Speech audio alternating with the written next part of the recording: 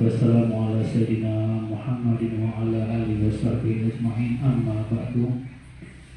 Dengan asma Allah yang maha pengasih lagi maha penyayang, segala puja dan puji bagi Allah pembina semesta alam.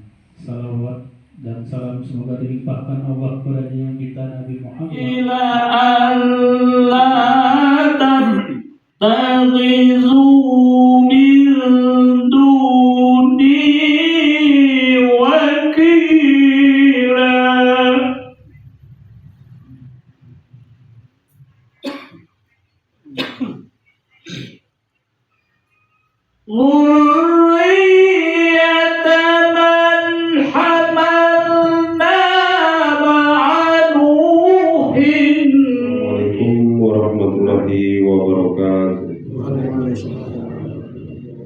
ila hadrati Syekh Abdullah Mubarak bin Nur Muhammad. Al-Fatihah.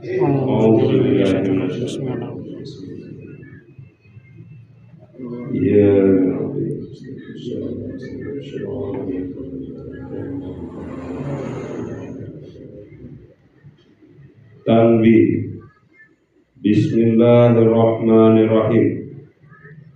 Tanbih ini dari Syekhuna almarhum Syekh Abdullah Mubarak bin Nur Muhammad yang bersemayam di Patapan Suryalaya Kejambaran Rahmaniyah. Sabda beliau kepada khususnya segenap murid-murid, pria maupun wanita, tua maupun muda, semoga ada dalam kebahagiaan, dikaruniai Allah Subhanahu wa Ta'ala kebahagiaan yang kekal dan abadi. Dan semoga tak akan timbul keretakan dalam lingkungan kita sekalipun. Warahmatullahi wabarakatuh. A'udzubillahi minasyaitonirrajim. Bismillahirrahmanirrahim. Ila hadratin Nabi Mustafa Muhammadin sallallahu alaihi wasallam wa ala alihi wa azwajihi wa dzurriyyatihi wa ahli baitihi ajma'in. Sayyidillahi lahumul Fatihah. A'udzu billahi minasyaitonir rajim. Bismillahirrahmanirrahim. Alhamdulillahirabbil alamin arrahmanir rahim maliki yaumiddin. Iyyaka na'budu wa iyyaka nasta'in. Ihdinas siratal mustaqim. Siratal ladzina an'amta 'alaihim ghairil maghdubi 'alaihim. Kepada junjungan kita Nabi Muhammad sallallahu alaihi wasallam beserta keluarganya, sahabatnya, serta aulia Allah dan para pengikut beliau dari dahulu sampai sekarang dan pada masa-masa yang akan datang. Maka ini sekelumit manaqib Sultan Aulia Syekh Abdul Qadir Jailani. Semoga dengan diperingati dan dibacakan manaqib ini, yakni riwayat serta sejarah perjuangan Syekh Abdul Qadir Jailani, senantiasa Allah Subhanahu wa Ta'ala melimpahkan karunia kepada kita sekalian, terutama kepada sahibul hajat, keselamatan dan keberkahannya. Semoga dimudahkan rezeki yang halal dan senantiasa kita dijauhkan dari malapetaka, mara bahaya, dan selalu melimpahkan keselamatan, kesejahteraan dalam keridhaan Allah yang Maha Esa. Semoga Allah menerima segala niat dan maksud kita. Semoga dimudahkan urusan kita, baik yang berhubungan dengan dunia maupun akhirat. Amin ya rabbal alamin. Adapun di antara manaqib Syekh Abdul Qadir Jailani sebagai berikut. Manqabah ke-13, kerusakan orang-orang yang menyebut Syekh Abdul Qadir tanpa berwudu. Dalam kitab Kalzaril Ma'ani diriwayatkan bahwa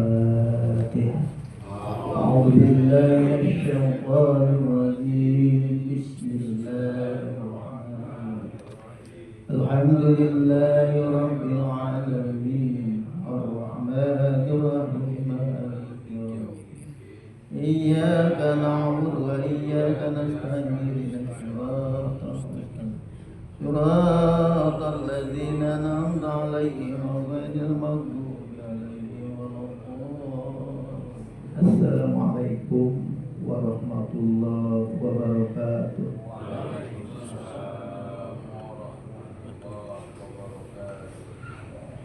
Innal hamdalillah nahmaduhu wa nasta'inuhu wa nastaghfiruh wa na'udzu billahi min shururi anfusina wa min sayyiati a'malina may yahdihillahu fala mudilla lahu wa may yudlil fala hadiya lahu.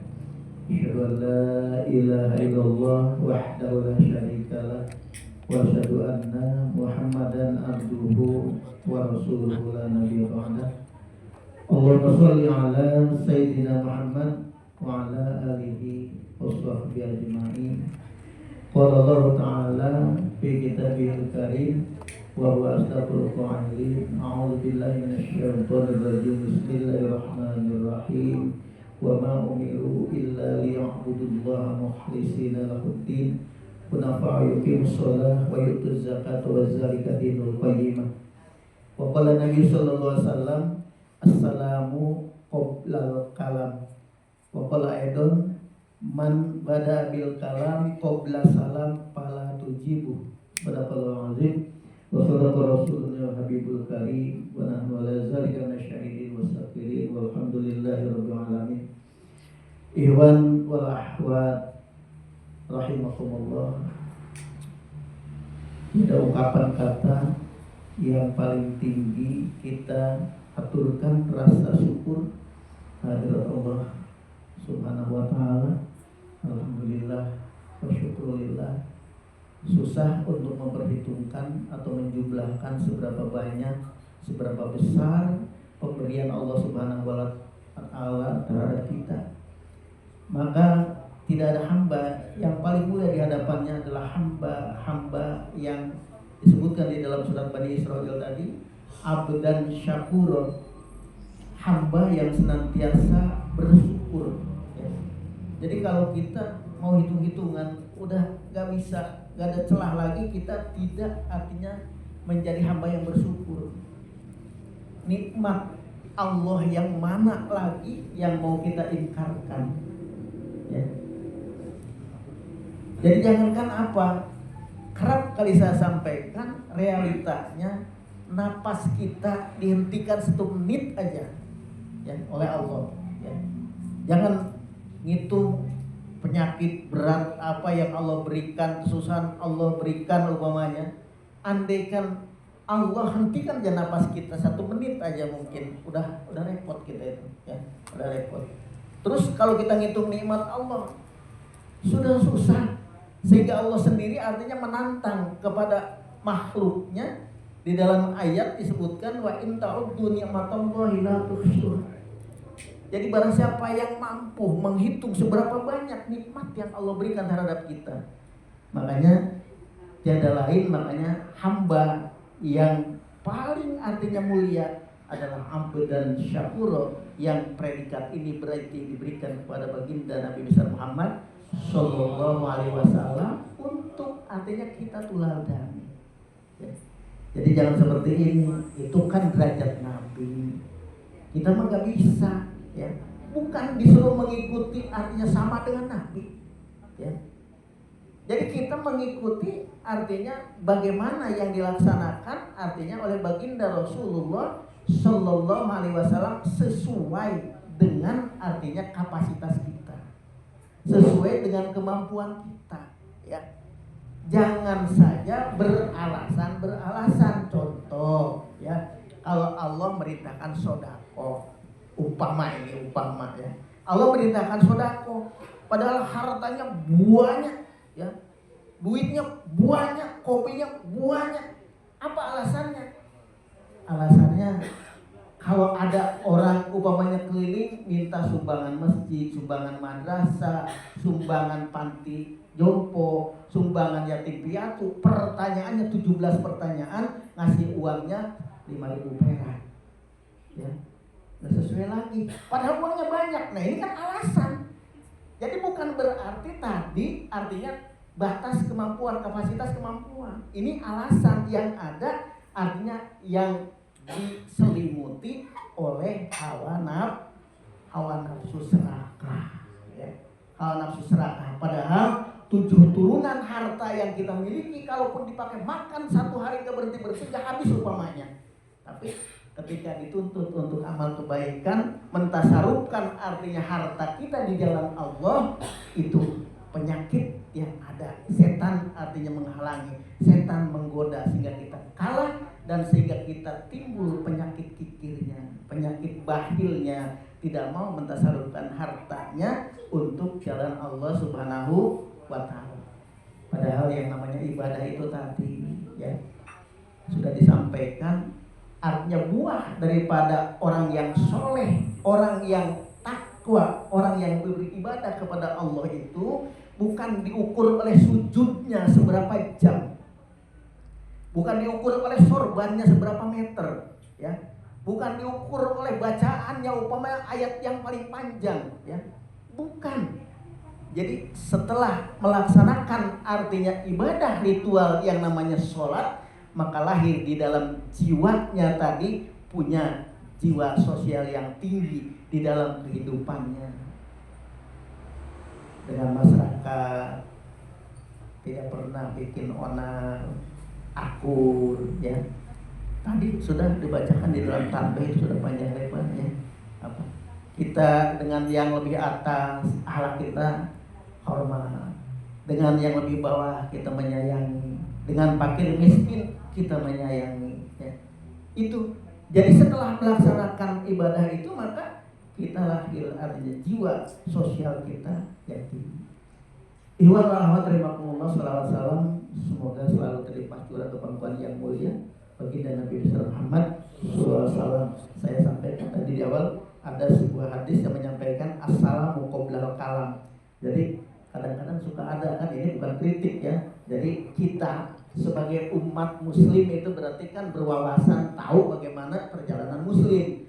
Jadi kalau berpidato, jadi jangan dulu nyapa sana nyapa sini, apa yang dibaca ini sebelum mengucapkan salam. Jadi salam itu karena salam kehormatan umat Islam ya, assalamu qoblal kalam ya. Jadi membaca salam itu berarti sebelum artinya berbicara yang lain. Jadi salam dulu, mau ngomong apa kemana, umpamanya ngomongnya diawali dengan salam. Iwan mulahwat rahimakumullah. Rasulullah SAW ya, saya ingin menyampaikan bab sedekah ya, bab sedekah. Kenapa biasanya kita ini, kebiasaan kita, tradisi kita bersedekah itu biasanya ramai di bulan puasa. Di bulan puasa, entah karena dia melihat dari sisi umpamanya keutamaan pahala, entah dari sisi memang kesadaran hatinya karena dia berpuasa saat itu tinggi. Tapi yang jelas saya perhatikan tradisi kita di mana-mana di bulan puasa itu ya, zakat mal, zakat fitrah jelas ya, terus zakat-zakat yang lain, sedekah sunnah, jariyah, umpamanya macam-macam, biasanya berpusat artinya fokusnya di bulan puasa. Barangkali mungkin karena di dalam surat Al-Qadar disebutkan tadi bahwa di bulan puasa itu ada artinya yang hitung-hitungan, artinya Lailatul Qadar itu khairum min alfi syahrin, lebih baik daripada 83 bulan, 83 tahun kita ibadah ketika bertemu ibadah dalam satu malam. Terus sedekah yang lain juga seperti itu. Karena kata Nabi, innal hasanatu mujtami'atun. Seluruh kebaikan yang dilaksanakan di bulan puasa itu artinya dikumpulkan di situ dan dilipat gandakan. Jadi bulan puasa itu amalan apapun Allah tinggikan balasannya, ya. Allah artinya lipat gandakan balasannya. Mungkin orang mengambil hikmah keberkahan, kalau saya artinya bersedekah berarti di bulan puasa ini mungkin pahalanya akan menjadi sekian. Kalau sudah mendapatkan pahala sekian, insya Allah saya bisa menebus surga. Nah ini bagi kita yang sudah melangkah, artinya di dalam ajaran yang ini berarti yang sebaiknya itu berarti kita ibadah itu jangan ingin dibalas apapun. Ya. Kita zikir atau kita menakiban barangkali aja dagang saya bisa lari. Kita menakiban terus barangkali aja kebun saya besok bisa lebih. Ya. Jadi kita nggak usah artinya ini untuk kita ya, bukan untuk orang lain. Kenapa? Karena Allah sudah akan menjaminkan semuanya itu kepada orang-orang yang sudah artinya mampu berdekatan atau mendekatkan dirinya terhadap Allah Subhanahu wa Ta'ala, kapanpun, dimanapun berada dalam situasi kondisi apapun, kita berarti harus senantiasa dekat dengan Allah Subhanahu. Itu kata kuncinya. Ya. Jadi kita lagi duduk, kita ini dekat dengan Allah. Kita lagi di kebun dekat dengan Allah. Kita lagi bergandengan sama istri dekat dengan Allah. Jauh sama istri dekat dengan Allah. Ada dimanapun berarti kita senantiasa berarti ada dengan Allah Subhanahu wa Ta'ala. Makanya tadi kalau mengharapkan umpamanya surga atau takut neraka, ya, surga itu punya siapa? Punya Allah. Neraka punya Allah. Kok Nabi Ibrahim aja kalau kita takut neraka dengan panas, Nabi Ibrahim dibakar berarti sekian puluh hari, berarti satu helai rambutnya pun tidak ada yang terbakar. Kalau api itu berarti harus membakar. Tanpa izin yang punya api, tanpa izin artinya yang punya artinya panas, maka api pun bisa dingin dan tidak panas, ya. Ya Pak. Makanya yang jelas kita ini berarti nggak usah pengen ini pengen itu. Yang jelas kita ibadah, laksanakan ibadah. Maka saya sebutkan tadi, wa ma umiru illa liya'budullaha mukhlishina lahuddin. Tidak Allah itu perintahkan untuk beribadah itu kecuali untuk mengikhlaskan ibadah kita terhadap Allah Subhanahu. Ikhlas. Jadi kalau sudah Allah yang punya segalanya sudah kita pegang, Allah yang punya segalanya sudah kita dekat, Allah yang punya segalanya artinya kita mohonkan. Mau kemana lagi permohonan atau sandaran kita selain daripada Allah Subhanahu wa Ta'ala yang punya bumi, punya langit dan isinya, punya surga, punya neraka, ya, punya segalanya, punya Allah, ya, punya sehat, punya sakit, punya hidup, punya mati, semuanya punya Allah. Itu keyakinan kita, ya. Itu keyakinan kita. Maka ketika sudah demikian, maka jaminan berarti yang akan diberikan oleh Allah Subhanahu wa Ta'ala. Makanya simpel aja. Orang gampang kalau ngomong gampang. Man qala la ilaha illallah bi akhir kalami gampang kan? Jadi simpel itu. Barang siapa yang akhir hayatnya berarti mengucapkan kalimat la ilaha illallah, maka surga itu bagiannya. Tapi pertanyaannya kita kira-kira bisa enggak? Itu. Maka kembali kepada bahwa kita itu berarti la haula, ya.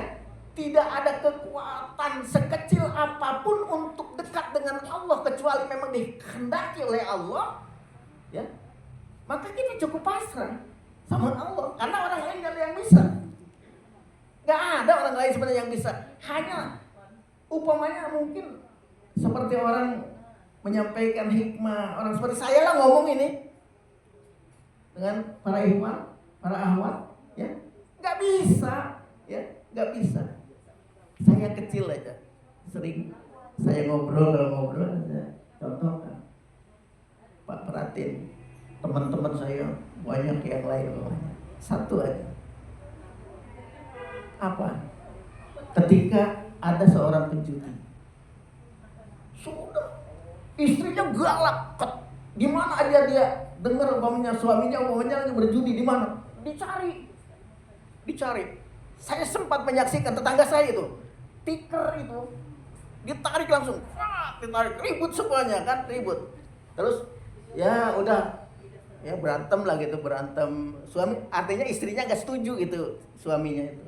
Udah deket dengan saya sering kasih masukan, saya ajak artinya ibadah, mau ya mau. 1 tahun kumat lagi, 1 tahun insaf, 1 tahun kumat lagi. Kesimpulannya apa yang saya maksudkan? Kesimpulannya manusia ini berarti tidak Allah berikan kewenangan untuk bisa menunjukkan hidayah. Kalau saja berarti Rasul saja berarti tidak oleh Allah diberikan. Yang punya hidayah itu tetap Allah Subhanahu. Makanya kita kayak ngaji ini cuma syariat aja, ngaji. Tapi hati itu harus tetap panteng, maksudnya mohon sama Allah. Ya Allah, dengan pengajian ini mudah-mudahan dengan ceramah si A, ceramah si B, duduk di majelis ini, duduk di majelis itu, ya Allah mohon berikan hidayah kepadaku ya Allah. Jadi kalau manusianya nggak bisa, ya, makanya setiap saat kita harus mampu atau berusaha, artinya untuk belajar mendekatkan diri kepada Allah Subhanahu wa Ta'ala. Ikhwan wa akhwat rahimakumullah, tadi saya sudah sampaikan, saya ingin menyampaikan sebuah hadis yang berkaitan dengan sedekah, ya. Yang pertama, as-shadaqatu tadfa'u maitatasyu. Jadi sedekah itu akan menolak daripada mati yang jelek atau mati yang hina. As-shadaqatu tadfa'u maitatasyu. Di antaranya hikmah sedekah itu akan menghindari dari kematian yang buruk. Ini buruk itu menurut agama, ya, bukan buruk dari secara johil umpamanya kenapa gitu. Buruk menurut agama, mungkin mati dalam keadaan maksiat, mungkin mati dalam keadaan mungkin mengamalkan pekerjaan dilarang oleh agama, oleh pemerintah, ya. Yang kedua, Rasulullah bersabda, shadaqatu sirri tudfi'u ghadabar rabbi wa shadaqatu alaniyah junnatun minan nar. Yang kedua, bersedekah itu, ya, sedekah sirri, bersedekah itu ada sedekah secara terang-terangan, kita di masjid, di jalan, di mana. Ada yang disebut sedekah sirri, sedekah yang tidak diketahui orang lain, sedekah yang tersembunyi. Ada di dalam kisah-kisah orang umpamanya mau sedekah, ini sudah tahu kita rumah fakir miskin nih. Kita pagi-pagi ini Pak Guru pulang dari masjid umpamanya, udah tahu itu orang fakir, kita masukkan aja di bawah pintunya umpamanya uang 50.000 gitu. Biar nanti pagi-pagi pasti buka pintu, mana mau uang 50.000, siapa uangnya jatuh, padahal sedekah kita. Itu sedekah yang sirri, ya, yang tidak diketahui maksudnya. Sedekah sirri tudfi'u ghadabar rabbi.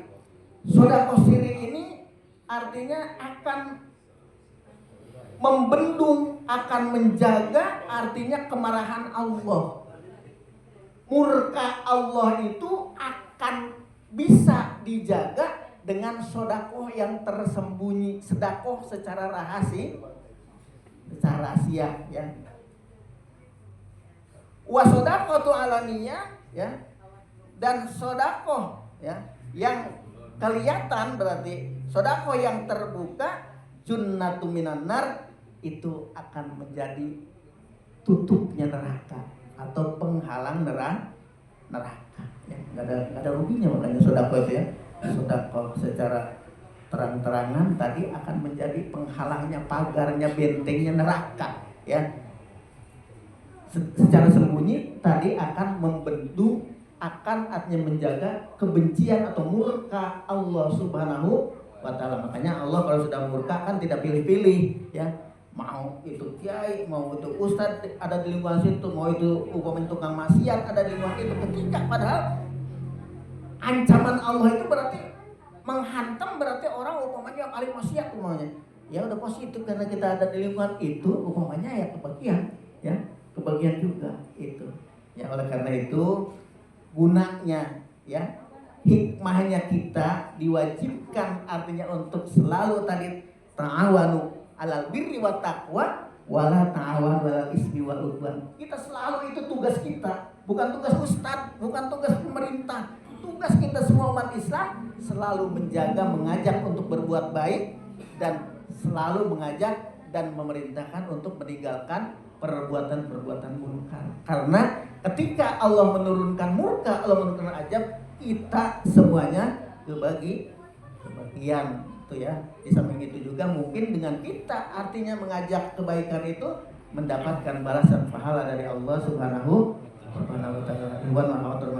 Demikian yang bisa saya sampaikan sedikit, mudah-mudahan demi sedikit lama-lama bisa menjadi bukit ya.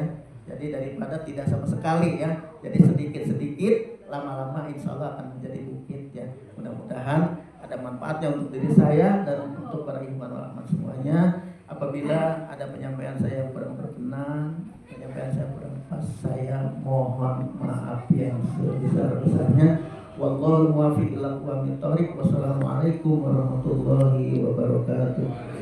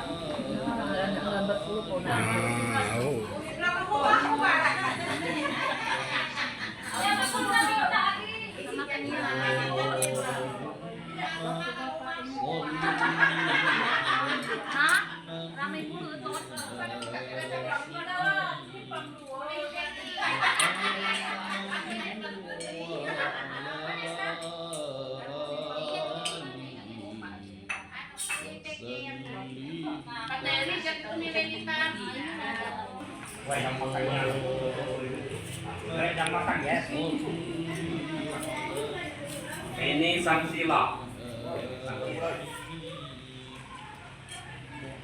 Yes, betul. Makan, guys. Ke sayap terbang.